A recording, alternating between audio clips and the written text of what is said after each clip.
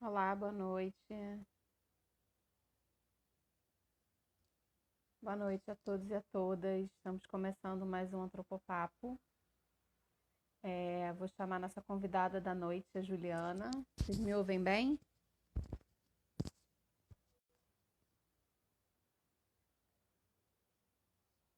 Oi, Natália, Thalita, todos.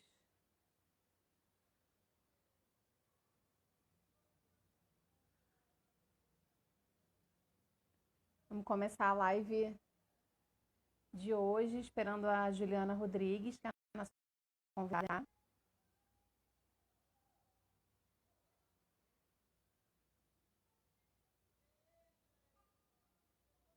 Obrigada.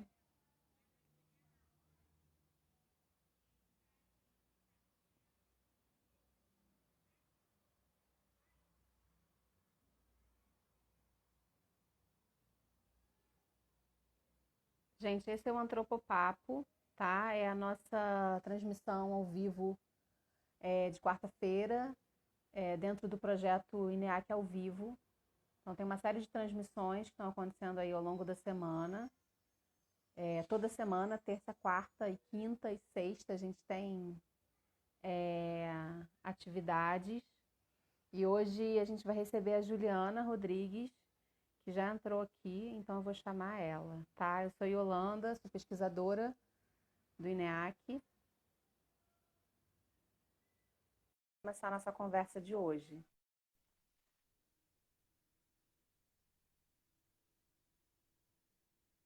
Boa noite a todos e a todas.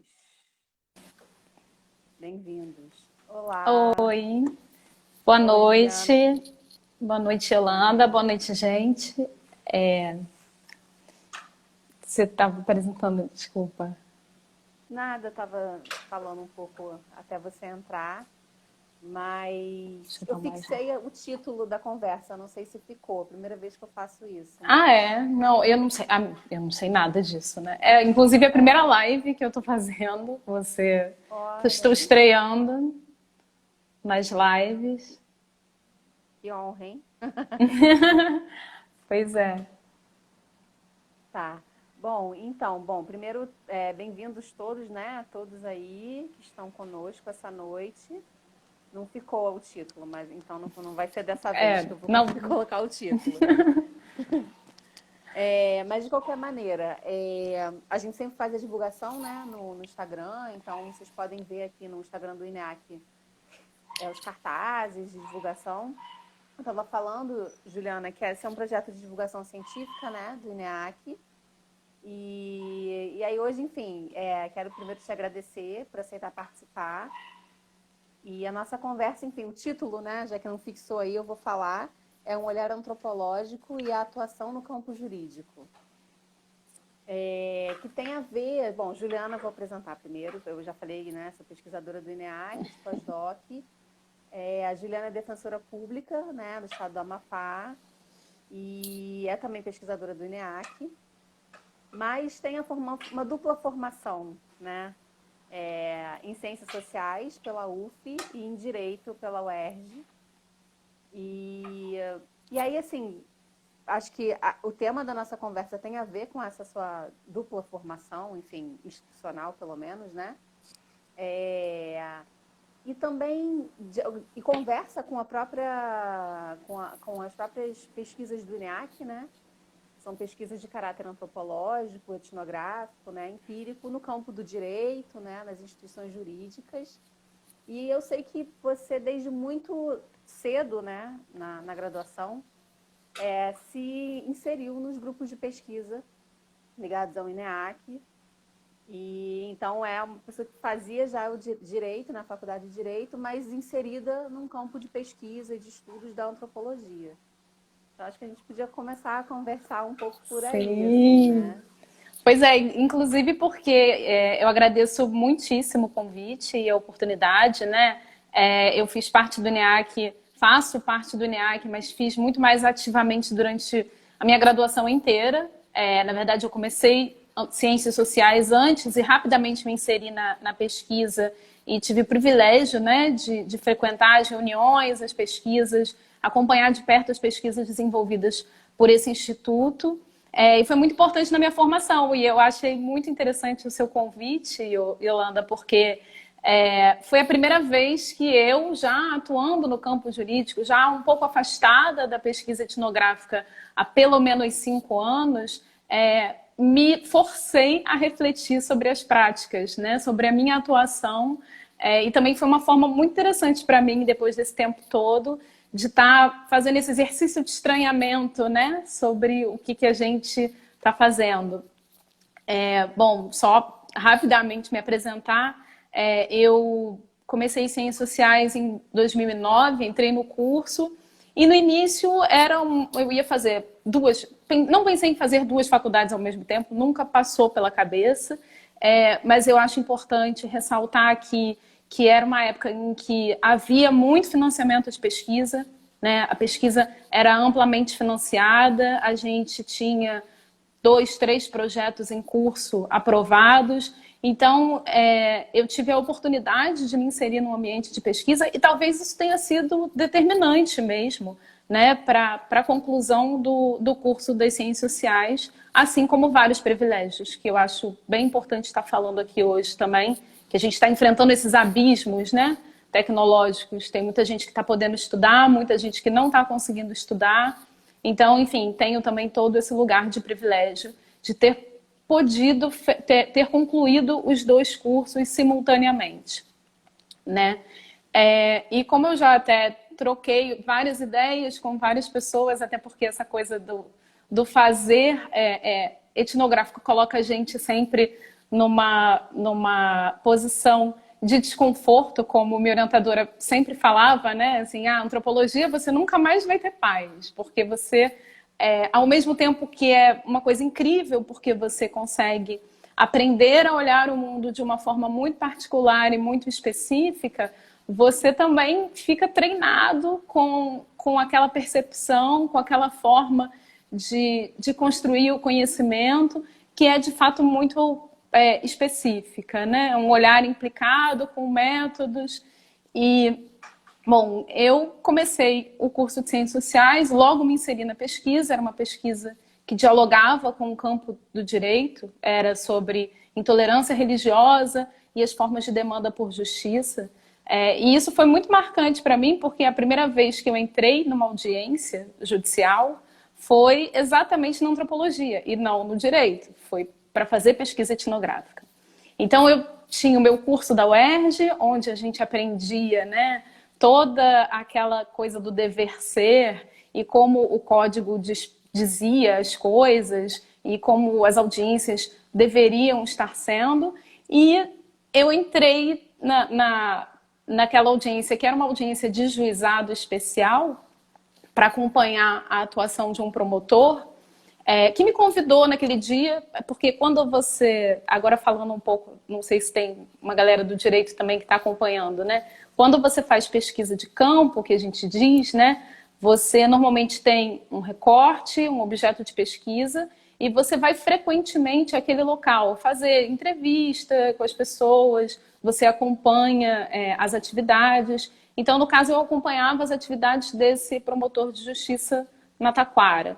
E ele me convidou, assim, me pegou de surpresa, e aquela coisa do campo que você não pode negar. Eu não estava muito com vontade, porque eu falei, nossa, vou assistir uma audiência aqui agora, e ele me apresentando como estagiária dele, para não deixar ninguém constrangido. Eu fiquei super... Mas também não podia negar, porque eu estava construindo uma relação ali de confiança com ele, que eu queria fazer várias entrevistas ainda. E a audiência não foi nada como eu tinha aprendido na faculdade de Direito, obviamente, né? Era uma situação, acho que era um ato violento ao pudor, algo assim, que ele rapidamente, ele estava com pressa, ele olhou para o sujeito e falou, não, vamos... Eu já vi que você é uma pessoa boa, eu vi que você é trabalhador, vamos fazer o seguinte, se você aceitar essa transação penal aqui, eu acabo com o processo. Você não vai ser processado. Agora, se você não aceitar, eu vou ter que te processar. E aí o sujeito super humilde, eu lembro dele até hoje, assim, ele ficou, será? Mas doutor, eu sou inocente, eu não fiz nada e tal. toda aquela negociação, ele sem advogado, porque nessas audiências às vezes não tem, as pessoas são humildes, enfim. E ele acabou aceitando. Aí eu voltei para casa, assim, tipo, já num nó, né? O que, que eu estou fazendo? Como é que eu vou articular isso com a minha faculdade? Ou já meio desacreditada. Então, eu acho que esses processos não são simples, mas, ao mesmo tempo, eles fornecem para a gente, né, mecanismos muito incríveis de estar operando o direito. Então, assim, eu desconstruí, eu fiz acho que um caminho inverso do que muitos colegas nossos fizeram, né?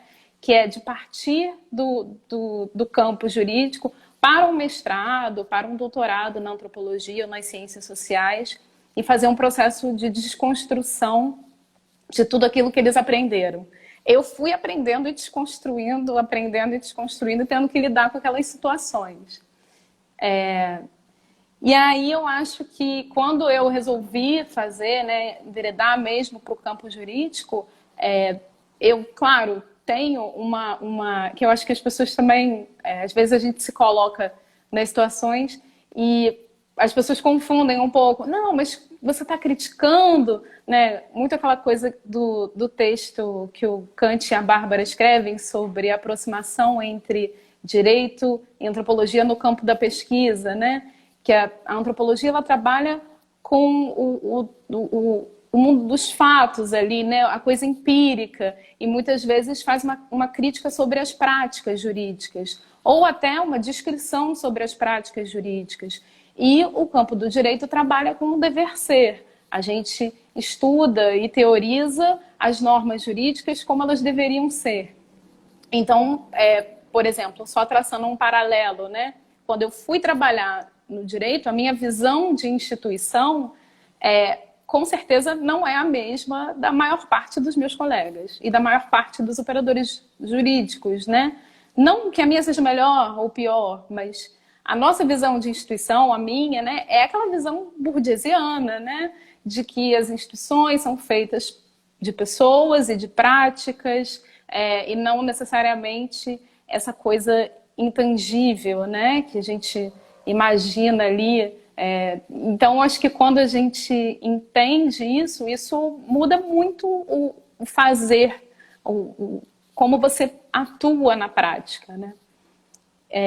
E aí eu pensei um pouco hoje de dar alguns exemplos, né? Assim, e claro, não virar uma contação de caso, mas pensar um pouco em como, na minha atuação, eu usei de todas essas categorias, né, de todos esses conceitos da antropologia, do estranhamento, da naturalização, das moralidades subjacentes ao trabalho judicial, aos juízes, para, às vezes, destravar alguma coisa que eu estava percebendo que, bom, estavam ali em disputa, claro que direitos, né?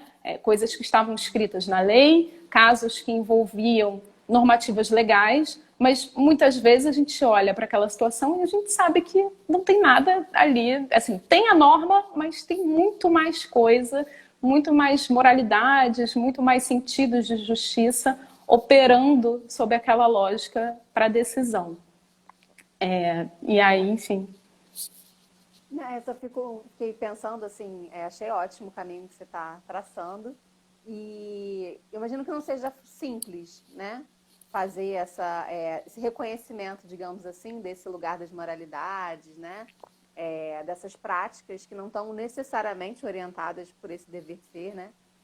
E aí, porque eu achei interessante, né? No INEAC realmente muitos dos nossos colegas, né, são formados em direito, começaram, enfim, tiveram aulas com Kant ou com algum, né, antropólogo que é também da área do direito, e aí, de alguma maneira, bom, percebem na antropologia uma possibilidade desse estranhamento que você estava falando, né? E aí, então, vão fazer pesquisa empírica no campo do direito, mas dentro da antropologia, né? Então, assim, fazem teses, dissertações, né? Que vão descrever essas práticas, né, jurídicas e práticas no campo jurídico, mas dentro do campo da antropologia. E aí, exatamente, você está fazendo um caminho que não é evidente, né? Que é o caminho de atuar no campo jurídico do direito, né? Com essas ferramentas que a antropologia, de alguma maneira, né? Te deu, né? E eu acho ótimo, não é? Que a antropologia tenha ferramentas melhores, né? Ou mais Não, adequadas, né? né? Seria errôneo falar isso, mas te dá um outro olhar, né? E aí, como que é esses casos que você está propondo trazer? Como que é esse estranhamento, né? No cotidiano de alguém que está dentro de uma posição, né? Como defensora hoje, né? Então, imagino que não seja um mecanismo simples, assim, né? De estar nesse lugar, né, do direito, de alguém que opera o direito, e ao mesmo tempo com esse olhar de estranhamento, né? Não é simples. Não, mas nada Não é nunca é evidente, simples. né? Não, nada nunca é Sim. simples, né? Nada do que a gente faz, do que você, do que, enfim. Mas é uma tentativa, né? Assim, é o que eu estou tentando construir, inclusive, essa coisa de identificar quando eu atuei um pouco fora do padrão, né? Do que se esperava ali da norma. É, e em razão de uma desconstrução, de um olhar aprendido que eu tenho, né, de desconstrução e de reconhecimento de uma determinada lógica que está operando ali, que não é a da lei, né? Então, por exemplo, porque é isso, né? É engraçado, porque agora que eu estou muito no campo jurídico, os meus colegas sempre falam, não, tem aqueles que gostam e os que não gostam de fazer júri, né? Que eles falam que júri é um ritual. Não, júri é um ritual.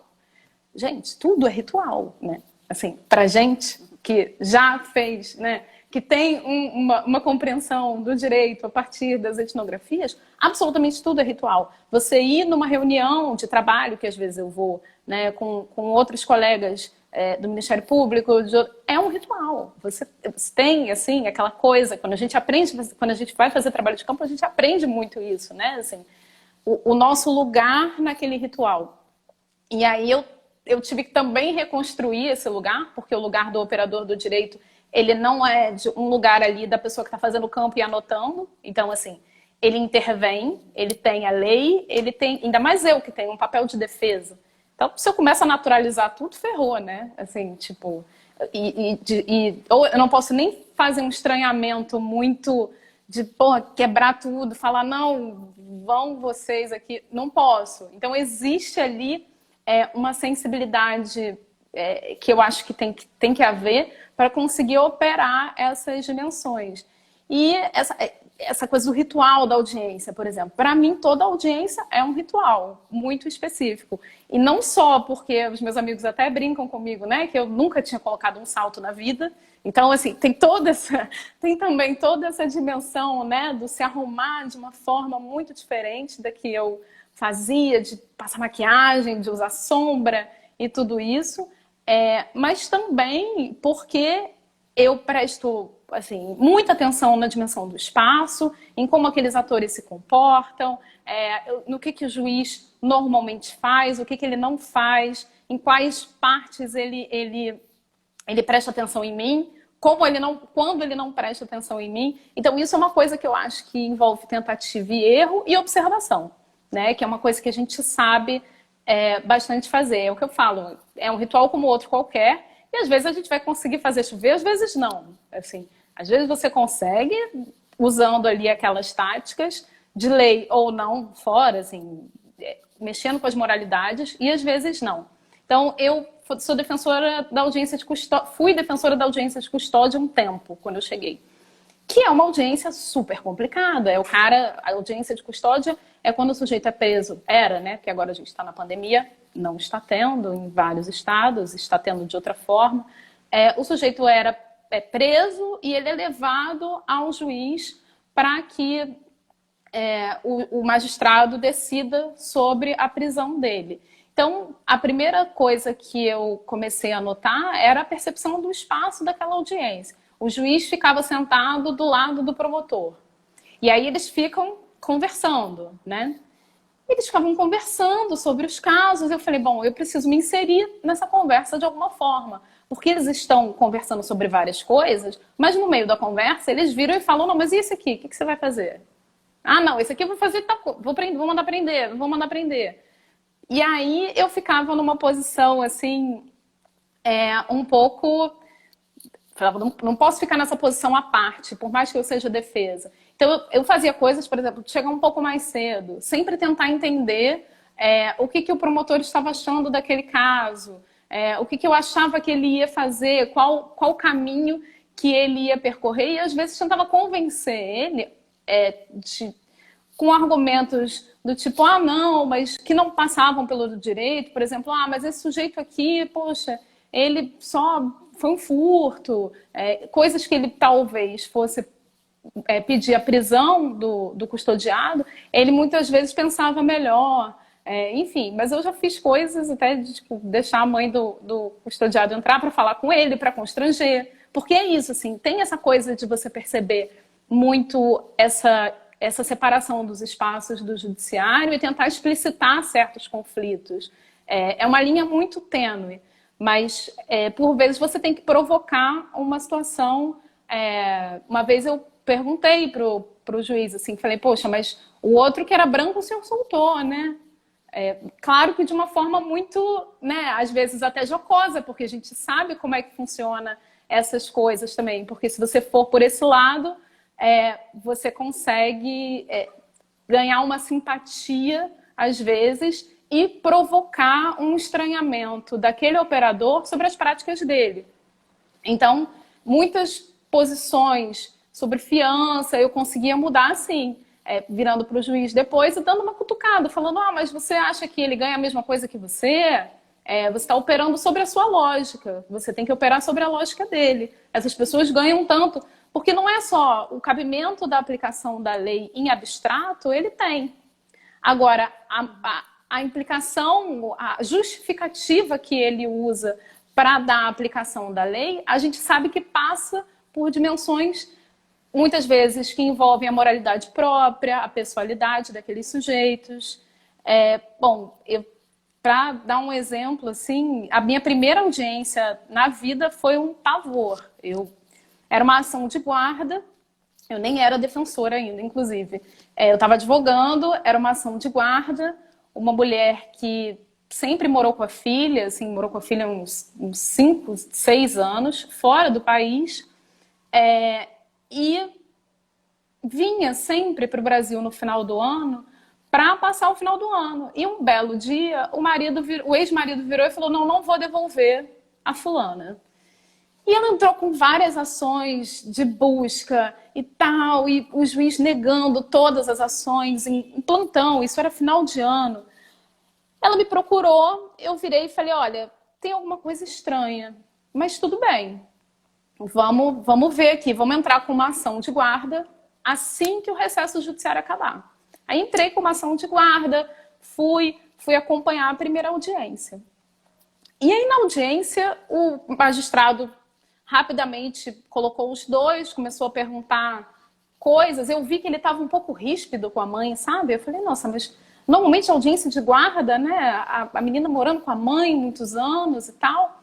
E ele ríspido. E no final da audiência, ele pegou e falou, eu vou aproveitar que a senhora está aqui e vou dar ciência num outro processo que o genitor entrou hoje. Eu falei, tá bom, peguei o processo, abri o processo. O sujeito estava não acusando ela, né? Mas ali na lógica adversarial, a lógica adversarial não, desculpa, é outro termo. A lógica processual, ele estava dizendo que ela não era capaz de cuidar da filha deles porque ela era uma profissional do sexo, por exemplo. E que deixava a criança sozinha, mas que o ponto central é que ela era prostituta. Aí eu abri o processo e falei, não acredito. Como é que eu vou, né, lidar com essa situação? E nisso, os dois brigando dentro da sala de audiência. A promotora já tinha batido na mesa, já tinha falado que ia tirar a guarda dos dois, que não ia ficar nem com o pai, nem com a mãe, que ela estava aterrorizada com aquilo. Eu falei, bom, gente, tem que dar um passo para trás aqui, né? Não tem jeito. E o juiz realmente, né, inverteu a guarda. uma coisa que eu tinha saído da faculdade de Direito, falei, bom, agora vou operar o direito, vamos ver como é que vai ser essa coisa do superior interesse da criança, né? Eu falei, não, tá tudo aqui, gente, tudo lindo. Ela vai sair com essa guarda, ninguém inverte a guarda assim, né? Ainda mais morando fora. E o cara inverteu a guarda, proibiu visitação. Aí eu virei e falei, gente, vou recorrer, né? Primeira coisa que você pensa como advogado, vou recorrer. Mas aí eu virei e falei, não, vamos alterar aqui essa situação, porque ela está com... Assim, claro que a prostituição não é nada legalmente, não é motivo de retirar a guarda, não é nada contra...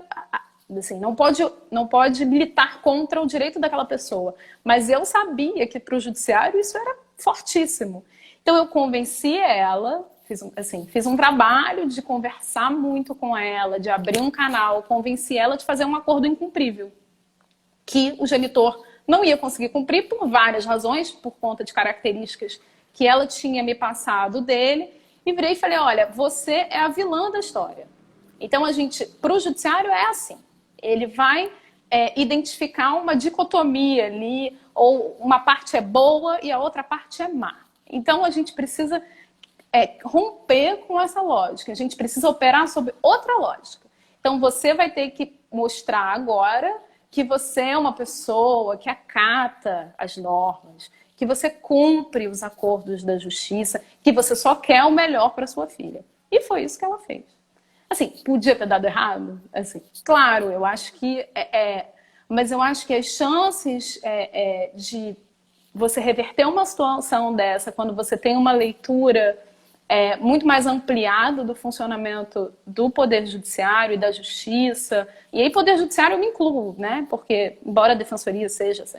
Aí, de novo, a coisa das institucionalidades, uma instituição, não sei o quê, ok, somos isso também, isso é parte de um discurso super importante de legitimação de atuação da Defensoria, mas nós somos operadores daquela justiça ali, né, junto com o Ministério Público, junto com o Judiciário, enfim, teve essa situação e eu separei vários casos, mas você quer falar alguma coisa? Quer perguntar alguma coisa? Não sei se eu não, tem várias saio coisas, falando. assim, eu acho realmente... acho ótimo. É isso mesmo. Inclusive, se tiverem perguntas, né? Eu fico meio atordoada aqui.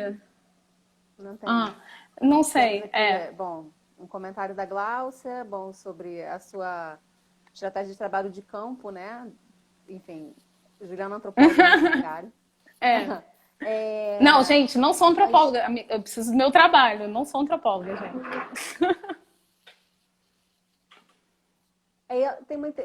A Gabriela faz um comentário que talvez tenha a ver com o que eu estava pensando. Vamos ver.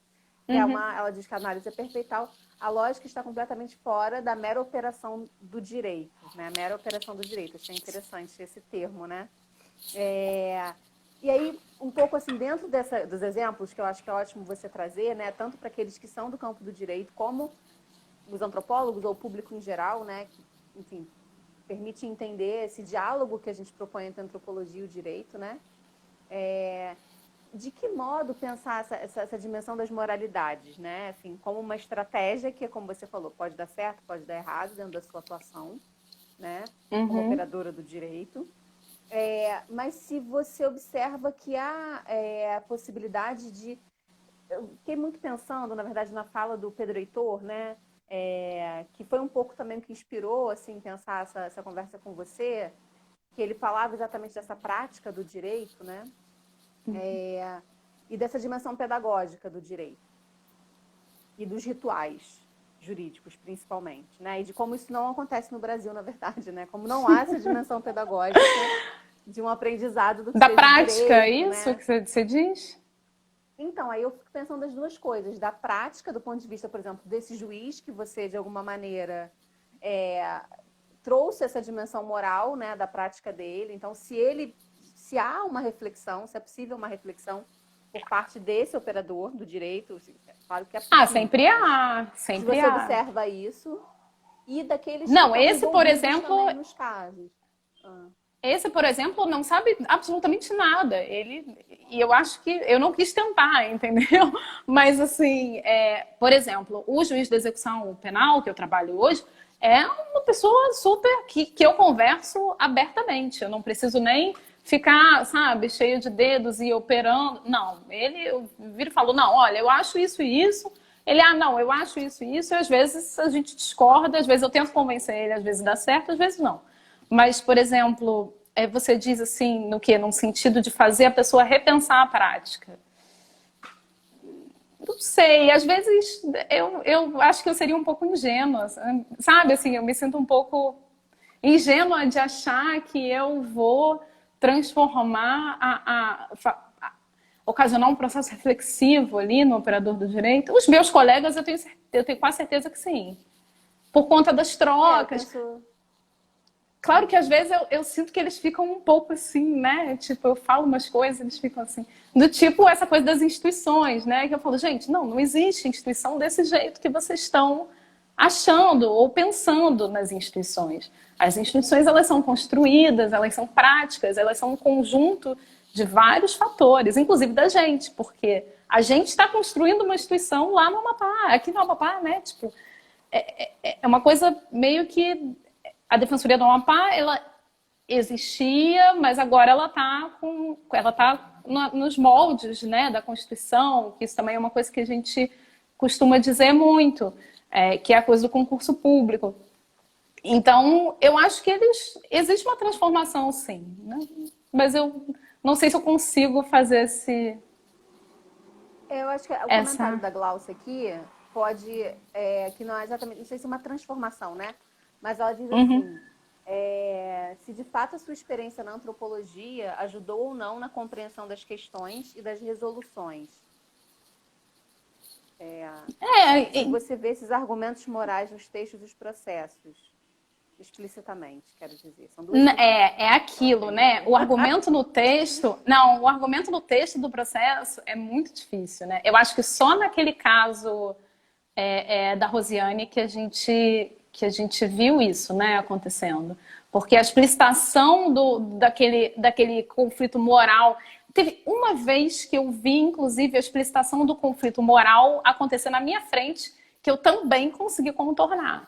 Mas eu não sei se outra pessoa com menos sensibilidade ou com uma outra percepção do direito teria percebido, que foi um caso de uma moça que eu estava pedindo domiciliar para ela, prisão domiciliar, e ela era acusada não, cumpria pena já, condenada judicialmente, por ter matado o filho, né? Homicídio do próprio filho.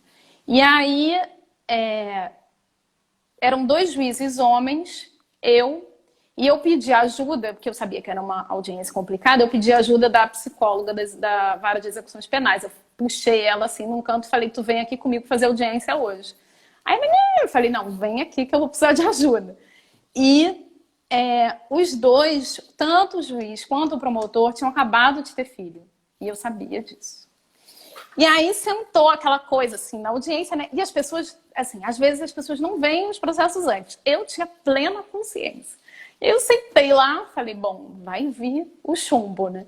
Aí o promotor abriu o processo, fez assim, sabe? Bateu na mesa mesmo. Aí a senhora já viu qual é o crime? Aí eu falei, não, peraí, deixa eu dar uma olhadinha. Tipo, ainda fingi, deixa eu dar uma olhadinha. Aí a senhora tá pedindo prisão domiciliar. Aí ele pegou e saiu da sala. Aí eu, ferrou, né? Aí eu virei e falei, eu acho, não sei se uma pessoa qualquer teria feito isso que eu fui. Eu virei para a psicóloga da VEP e falei, cuida do juiz, porque o juiz também estava super em crise. Falei, cuida do juiz, convence ele que eu vou convencer o promotor. Porque essas coisas, assim, às vezes o juiz e o promotor, eles andam muito junto nas decisões, assim, é muito comum. E aí eu corri para a copa da Vara de Execuções Penais para conversar com o promotor. Olha só, não é assim, não, porque é um absurdo. E olha só, a moça tinha direito, legalmente ela tinha direito. Então eu poderia ir para um enfrentamento jurídico com ele, do tipo, ela tem direito, você vai ter que dar esse direito para ela. Eu virei e falei, olha, eu acho que você está com uma visão equivocada das coisas, você está tomando a sua filha como parâmetro, essas pessoas não têm as mesmas condições que a sua. Ela não é a sua filha e nunca vai ser. E tal, e falei um monte na cabeça dele. Mas dentro dessa lógica, não falei nada de direito, não falei nada de lei, não falei nada que estava na lei, que ela tinha direito. Falei tentando convencer ele e forçar uma desconstrução. Aí voltamos para a audiência, ele falou, eu não sei. Falei, pois pense, porque você não sabe nem... Aí você joga com uma suspeição. Falei, não sabe nem se essa moça apanhava do companheiro. Porque era o companheiro e ela acusados de matar a criança. Então, assim, e eu joguei com uma coisa que não estava nem no processo. E que, sabe, assim, aquela coisa, não está, é uma informação que não está no processo, mas que facilmente você consegue mexer com as concepções. Ah, não, é realmente muito razoável que ela apanhasse dele também. E eu nem sei se ela apanhava dele, não sei. Enfim, não tem como saber. Mas é uma verdade que eu sei que se construiu ali, que não é a verdade do processo, que não é a verdade real, que é uma verdade que joga com as moralidades de convencimento desses operadores da justiça. Eu sei que funcionou. Então, assim, é isso que eu acho que a antropologia... Enfim, posso estar errada, até porque eu comecei a pensar nessas coisas no dia que você me fez o convite para a live, que foi quinta-feira, né?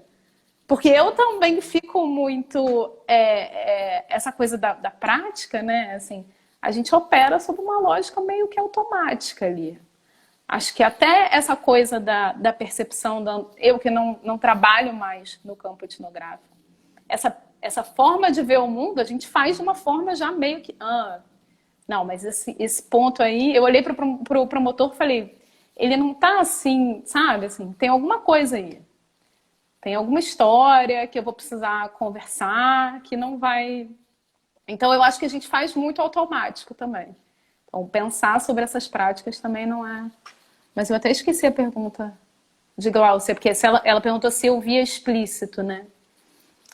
Explícito é difícil. É difícil. Você via explícito nos processos, né?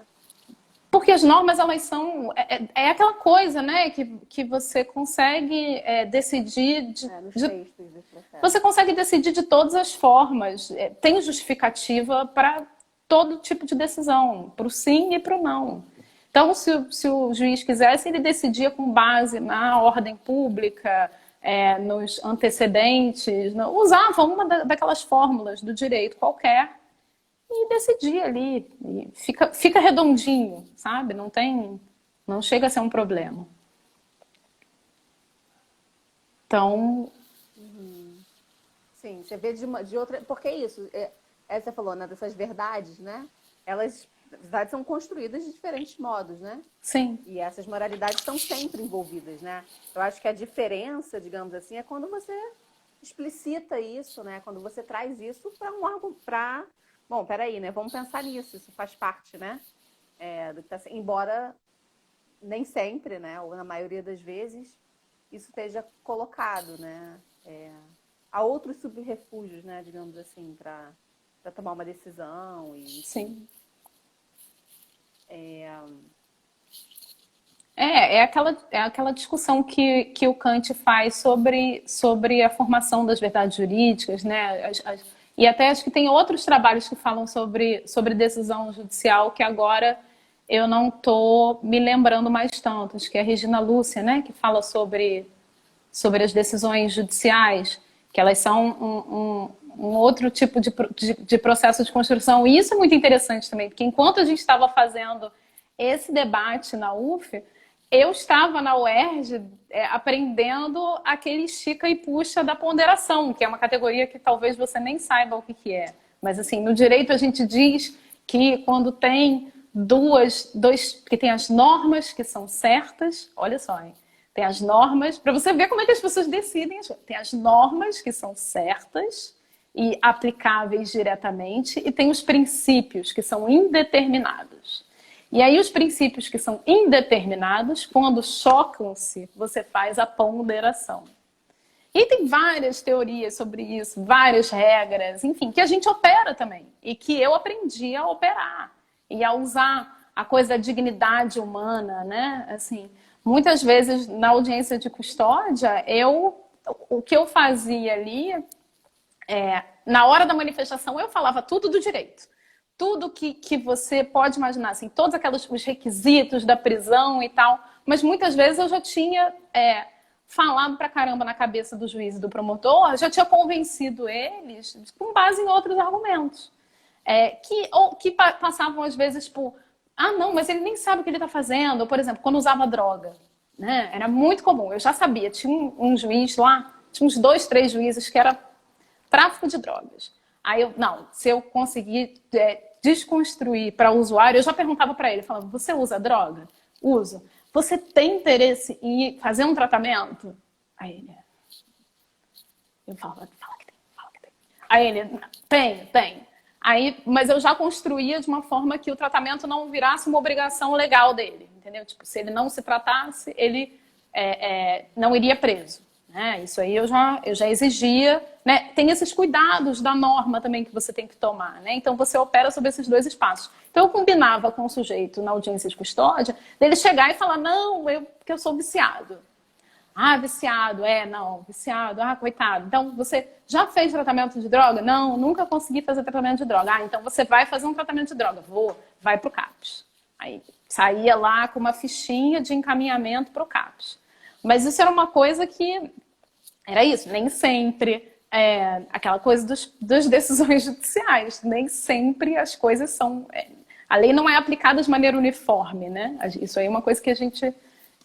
já discute. A Glaucia está falando alguma coisa. Eu só fico pensando que essa sua atuação, né, Ju, ela é muito...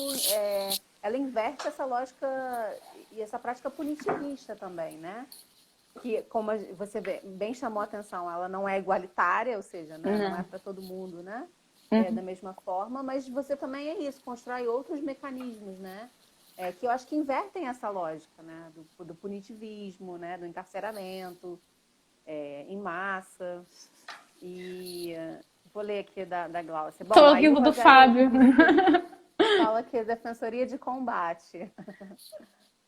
E, bom, vamos lá. O que a Glaucia está perguntando? Não, essa coisa do punitivismo é muito engraçado. Por exemplo, quando eu fazia trabalho de campo, lá na faculdade de Direito ainda, eu fazia muito campo e estudava muito ciências sociais. E eu confesso que no início da faculdade eu dava muito pouca atenção para a faculdade de Direito, para as normas e tal.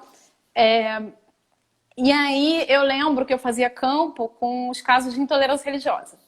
Aí o grande debate era que os grupos, né, que eu estudava, que eu pesquisava, queriam a criminalização desses casos como discriminação. Eu nem sei se hoje eles ainda querem ou se não querem mais, porque isso foi em 2009, né? Então, as coisas mudam.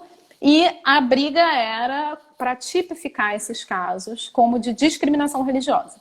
E aí eu entrevistava promotores e tal, para entender por que esses casos não eram classificados como discriminação religiosa. Aí tem várias explicações do direito enfim. Não, porque discriminação... E eu não estou questionando elas. Vou deixar de plano aqui, enfim.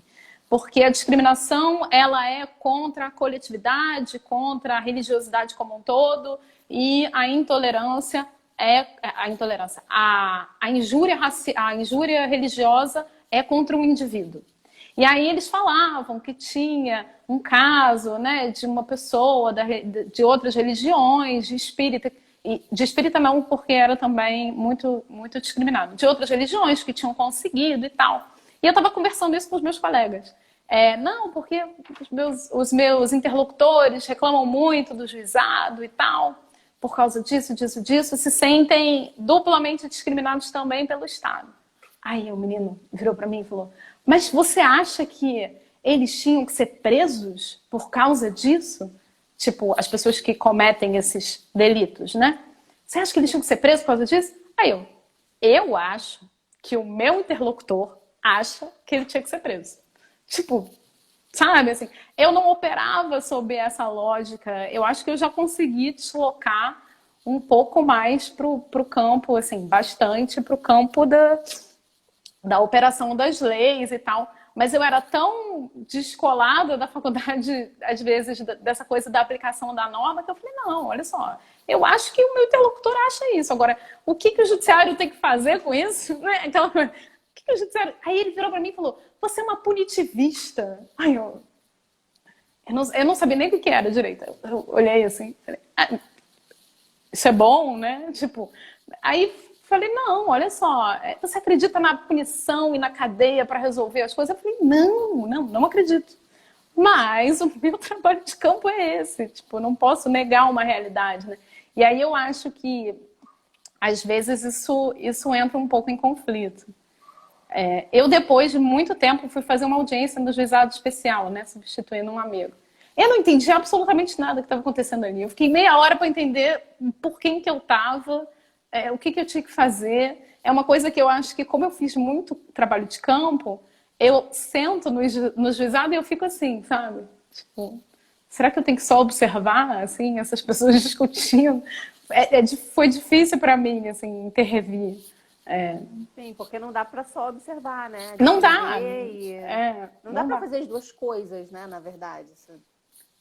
Eu acho. Tem gente até que faz, né? Eu ainda não consigo, assim. Eu ainda acho que. Mas eu penso em fazer um mestrado. Eu às vezes falo que eu quero estudar festa, não quero estudar nada do judiciário. Quero estudar ritual, festa. Só que num outro. Quero outra coisa, patamar, gente. né? Mas eu acho realmente, porque é isso, a antropologia e essa perspectiva de você conseguir, né? E aí são conceitos que pra gente são até naturalizados, né? Do estranhamento, da relativização, da desconstrução das práticas, de ter um outro olhar sobre as instituições, eu acho que facilita muito a operação do direito, desse direito que é construído para além das normas. Não vou falar por baixo, porque parece que, né, é uma coisa subterrânea. Não, é uma coisa que está ali, que todo mundo sabe que está ali, mas eu acho que as teorias jurídicas não se debruçam muito sobre a discussão dessas práticas mesmo. Eu, pelo menos, não conheço muito. E explicitá-las, né? É a sua maneira também de fazer, né? A operação do direito, né? A sua maneira de fazer, né? Acho que poder explicitá-las, né? Eu quero dizer. Porque Sim. eu estava aqui pensando, na pergunta da Glaucia anterior, né? Ele estava falando sobre inaugurar, né? A defensoria, enfim, né? Inaugurar uma instituição, né? E de pessoas jovens, né? Que você me corrija se eu estiver errado, mas de pessoas jovens. Não, que tudo novinho. Tudo novinho. E aí ela fala um pouco assim de como o fato de vocês serem de fora, né? Como é que isso, qual é o peso disso para lidar com essas tradições locais, né? No âmbito do direito. Glaucia sendo Glaucia. Mas é complicado. Não, eu acho que sem dúvida é complicado. Eu tenho uma postura, assim, é claro que eu não, como eu te disse, o rito processual no Amapá mudou com a DPE. Enfim, a gente é chato, né? Nós somos aquelas pessoas que são as pessoas chatas. Mas eu acho que eu normalmente eu faço aquele morde a sopra, né? Porque, lembrei. Tem uma história que não é etnográfica, mas que tava. Você conhece a Eugênia? Que é da orientanda da Maria Pita, que veio para cá para fazer um doutorado, né? Aqui, porque é isso, assim, o INEAC tem vários convênios com várias universidades e existe um fluxo muito grande de pesquisadores que vão para a Argentina, vêm da Argentina, vão para a França, e a Eugênia, minha amiga, essa pesquisadora argentina, que veio da Argentina, e eu estou contando essa história imensa, porque faz sentido. Era meu aniversário, a gente estava na Lapa, no Coelho, ali, comprando uma caipirinha. E aí eu estava querendo uma caipirinha de graça. Aí eu, tipo, Coelho, puxa, me dá uma caipirinha e tal, daquele jeito nosso, né, carioca, assim. E ela tava, ei, tem que dar uma caipirinha pra ela, porque é aniversário dela. Eu virei, ô, Argentina, dá uma segurada, que não é assim. Você tá no Brasil. Você não vai reivindicar aqui, entendeu? Aí a gente morreu de rir. O Coelho deu uma caipirinha pras duas, mas assim, a gente chorou de rir, porque ela tava muito fazendo essa coisa da pesquisa etnográfica, tentando, porque quando você se desloca, né, para fazer uma pesquisa, você tenta compreender são várias, né, dimensões culturais muito diferentes. Ela estava tentando entender a lógica brasileira e tal. E ela, assim, ela fala que virou uma chavinha, assim, para ela, porque e eu tento sempre lembrar dessa história, né, e tomar um cuidado quando eu vou reivindicar alguma coisa, né? Tomar um cuidado de explicar, o que é a Defensoria Pública, como opera e como funciona a Defensoria Pública. Claro que às vezes a gente pega e recorre e briga, entendeu? Mas eu sempre tento, por exemplo, há umas 2 semanas atrás, eu estava recorrendo de várias decisões do juiz nomeando a Defensoria Pública. E isso está acontecendo há um tempo já, só que a gente tem muita coisa para lidar e você vai escolhendo, né? Hoje eu vou reclamar disso aqui. Aí peguei e falei, bom, estou recorrendo, marquei uma reunião com ele. Que eu tenho abertura, falei, bom, vou aproveitar que essa pessoa, né, é uma pessoa de interlocução, marcamos uma reunião e expliquei tudo.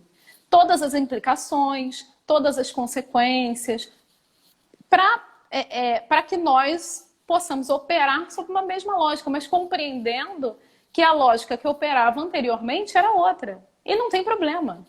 Entendeu? Assim, eu acho que é aquela coisa, né, de não jogar fora, beber água, bacia, tudo junto. A gente compreende uma dimensão de como operavam determinadas coisas, tipo isso, da nomeação da defensoria, conversa, tenta, né, desconstruir algumas, e até algumas noções que ele tinha, né, da atuação da defensoria. Eu falei, olha, não é assim e tal. A defensoria hoje, nos outros estados, atua de outra forma e vamos ver. Isso eu ainda não sei se deu certo, tá? Porque tem muito pouco tempo que eu fiz esse trabalho. Agora, eu acho que é por aí. Eu acho que é fazendo uma construção gradual dessa instituição, né? E da inovação dessa instituição também nesse lugar, né? Porque se você tem uma primeira turma, né, de concursados, defensores públicos, né, assim, talvez você não tenha a dimensão disso imediata, né? É o que você falou, talvez se perceba isso daqui a longo prazo. Né? Não tem como a gente medir, né? Não sei. Eu acho que atualmente não tem. Agora, uma coisa que eu reparei muito e eu sempre tinha que ficar falando isso na custódia, principalmente. Porque, agora eu lembrei até, era muito estranho porque os policiais, por exemplo, que os policiais ficavam na sala de audiência, né, acautelando, preso, não sei o quê. E os policiais achavam muito estranho. Porque eu era muito assim, eu era simpática e tal, sou simpática, dou bom dia, porque agora a gente não anda mais, né, na rua, não entra mais no fórum. Enfim, era simpática, dava bom dia, falava com eles e tal, bom dia a todos. Mas eles, nossa, mas a doutora vai defender até esse. Aí sempre esses comentários, sabe? Não, mas esse não... Eu falei, olha só, vou explicar uma coisa para vocês. Eu ganho do Estado para fazer defesa. Se eu virar e falar, esse eu não vou defender, você pode me denunciar. Você pode ligar lá para, sei lá, qual é o número e falar, olha, tem uma defensora aqui que está recebendo dinheiro do Estado e falou que não vai defender esse sujeito. Então, eu vou defender todo mundo igual. Assim, claro que do jeito que eu conseguir, do jeito que eu encontrar, mas vou defender todo mundo igual.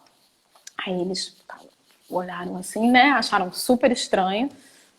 E claro que tem tensões, né? Eu não sei, por exemplo, se as pessoas defendiam diferente antes. Não sei. Eu sei que e aí com essa construção, que eu não acho que seja só da antropologia, né?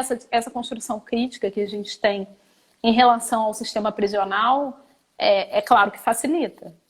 É claro que ali na audiência, você chegando gente presa, você ter... por exemplo, para mim era muito... Eu não tenho, e até hoje não tenho conflito nenhum em fazer nenhum tipo de defesa. Nunca tive, pelo menos, né, essa coisa. Porque para mim, o sujeito ir para a prisão é sempre o pior dos mundos. É sempre uma opção que eu não vou querer, nunca vou admitir, assim, sempre vou ficar mesmo. E eu acho que isso foi uma coisa muito interessante de logo que eu entrei. Eu tinha que ficar justificando. Tipo, olha, não, é porque a defensoria, ela trabalha com defesa, então a gente tem que ir até. E como Tipo, outro dia justificar, mesmo. né? É o que a gente estava falando, É. né? Também como justificar, né? Tipo, não, olha só, é assim e pronto, né? Não, É uma exatamente, não maneira é virar e também de falar, justificar, não, é né? meu direito de recorrer, tá na Constituição. Não é isso. É, É tipo, olha, eu recebo dinheiro público para fazer defesa. Então, se você acha que, né, aí você vai defender que a defensoria não existe. Uma vez eu falei, você vai defender então que a defensoria não tem que existir, porque se eu recebo dinheiro público e aí faça um pouco do contraditório, né? Ah, não, não pode, né? Aí democraticamente, lá na lógica desse operador do direito, ele não pode defender o fim da defensoria pública abertamente. Então ele dá uma recuada. Não, realmente, tem que ter defesa. Sabe, assim? Então, às vezes você dá uma tensionada nisso. Agora, assim, a gente está meio que se encaminhando para o fim. É muito rápido, né? é Uma muito hora passa rápido. assim, é muito. Teria muitas coisas para falar, né? E acho que assim, eu fiquei pensando uma vez, eu vi a Bárbara Lupetti falando, né? De como para ela fica vendo os antropólogos e aí como ela acha incrível também que os antropólogos sempre estão criticando e refletindo sobre as práticas, enfim, mas como ela acha que também isso é cansativo, né? Porque A chega Ana uma Paula hora fala que também. uhum. A Ana Paula teve uma época que me obrigou a ver novela. Falou, não, vai ver novela. Você tá muito, sabe? Vai operar sobre uma outra lógica. Porque é isso. Mas desculpa te Porque eu interromper. acho que tem, não, acho que tem a coisa da crítica e tem a compreensão, né, das práticas, né, que também, como você está falando, contribuem para você lidar com pessoas, né? Eu acho que isso Sim. é fundamental, entender que é isso, está lidando com pessoas, com lógicas, com práticas específicas, com moralidades, né? E aí não com esse ideal, né, do que seja o direito, e não com o ideal também de crítica absoluta sobre tudo, né? Acho que você consegue fazer isso muito bem, assim, me parece, pelo menos, né? Acho que é a maneira como você, de novo, né? Como você faz, né? Que você consegue fazer, que com certeza tem a ver com a sua formação, mesmo que você diga que não é antropóloga. Há uma formação, mesmo que não Não, não certificada. sou, não é certificado, né? Aí vamos lá, é uma construção, é uma construção. Sim, sim. Porque tem a ver com a prática de pesquisa, né? Tem a ver com Sim, você é isso, assim, foram 5 anos, né, fazendo pesquisa ali e com várias oportunidades, né, de participar de vários projetos de pesquisa ao mesmo tempo. Eu acho que isso foi muito importante para minha formação, né, porque eu acho que eu tava até assistindo eu assisti a outra live que você fez com o Fábio, e é isso, assim, o pensamento científico, ele te dá uma outra, né, a ciência, né, a oportunidade de estar fazendo pesquisa, ele te dá uma outra lógica, né, você tem uma outra relação com o conhecimento de uma forma geral. Então, por exemplo, se eu tivesse feito engenharia, talvez eu tivesse pensado em espaços para audiência muito mais funcionais, mas por acaso eu fui socializada né, na antropologia. Aí criei uma categoria, fui socializada. Não sou antropóloga. viu, pronto, Pronto, resolvido. tá resolvido. Resolvido. É. Eu acho isso fundamental, e da formação e da pesquisa, né? Eu acho que isso também Da a pesquisa pesquisa. empírica, né? A pesquisa, porque tem pessoas que passam por uma graduação e não têm oportunidade, né? Você chamou atenção no início sobre a coisa dos investimentos públicos. Então, tudo isso, né, permite. Amiga, tá terminando. Se despede. Obrigada. Tchau, gente. Obrigada. Falo muito. Sempre falei, né, amiga? Não, mas foi ótimo. Realmente, obrigada por aceitar. Obrigada a todo mundo que participou. Vai ficar salva no YouTube. Então, quem quiser assistir, e é sempre um prazer conversar com você. Tá Obrigada mesmo, bom. viu?